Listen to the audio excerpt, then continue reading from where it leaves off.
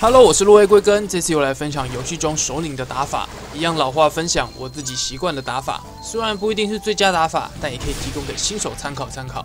上次已经说过4只首领，那这次从第5只开始。第5只登场的首领是大嘴蝠，这只首领分为3个阶段，一开始会先放双声波的攻击，那接着是连续的声波扫射，再来是连续的直线声波攻击，那这些都是算是相当容易闪躲的。那声波刚出来的时候速度很慢，后面才会加速，只要看准就很好闪躲。那一定血量之下呢，会进入第2阶段。第2阶段会放红色的分叉声波，分叉声波要注意它会向外扩散，所以要比原本看到的闪躲距离更远一点。那第3阶段呢，会叫小蝙蝠冲出来，这个只要上下绳索就能闪躲。第6只登场的首领是血影，血影也有2个阶段。第1阶段的攻击很简单，有刀气，跳过来挥砍，跳起来的弧形刀气，蓄气突刺，跳起来向下劈的垂直刀气。那第1阶段的攻击呢，都比较容易闪躲，速度也没有那么快，准备的动作都很大。打掉第1条血之后，就会进入第2阶段。第2阶段呢，会先攻击3条线，只要避开线的位置就可以。之后会强化第1阶段的那些攻击，刀气数量增加，速度变快，还会顺身到后面挥砍，闪躲技巧也是看准之后再移动。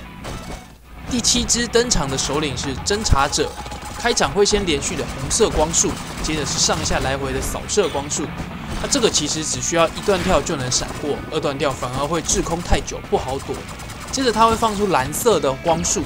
蓝色光束碰到萤幕边缘会反弹回来，那这个蓝色光束呢，碰到首领也会造成伤害，而侦察者会一直瞄准我们，所以可以上下移动来引导他去撞蓝色光束。之后是连续的散射光束。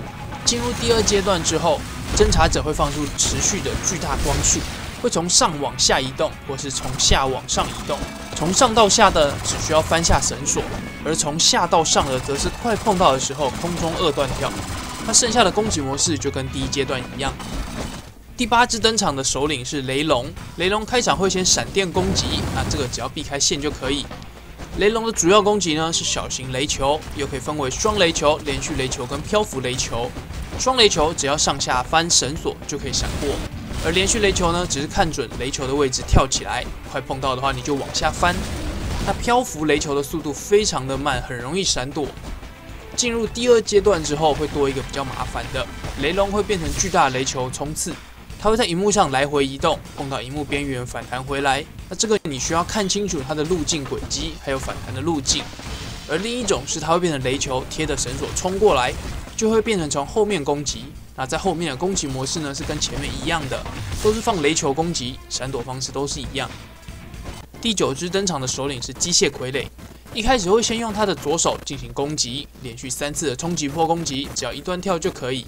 3次冲击波后会变成发射器攻击，这边只要忍具都有吃到攻击，它就会缩回去。接着同样的攻击换右手再来1次，那接着是2只手一起往中间攻击。如果这时候用武器攻击呢，就可以打断它。那如果没有攻击呢，就是往上2段跳闪躲。之后他会把地板打破掉下去，下去之后呢，他会先用右手挥一下。这个需要看准时机2段跳闪躲，之后是右手的子弹攻击，接着变成光束攻击，吃忍具或是忍术打爆右手之后呢，同样的攻击模式会换成左手，把2只手都打爆之后就会进入下一个阶段。那下一个阶段呢，开始会先有一堆发射器飞过来，瞄准你当前的位置发射光束，这可以运用2段跳或是下翻来闪躲攻击。之后机械傀儡的眼睛会发出来回扫射的光束，下翻绳索就可以闪躲。之后就会一直有这种发射器出来射击，从不同的位置射击光束，但都还蛮好闪躲的。那除了发射器跟眼睛光束之外，它还会从它的锁骨位置发射出导弹，这个导弹的速度非常的慢，很好闪躲的。总之，万法不离一个字，稳。打首领不要心急，看清楚首领的攻击再闪躲。那以上就是前4章会遇到的首领，希望可以帮助到新手。那我们就下次见，拜拜。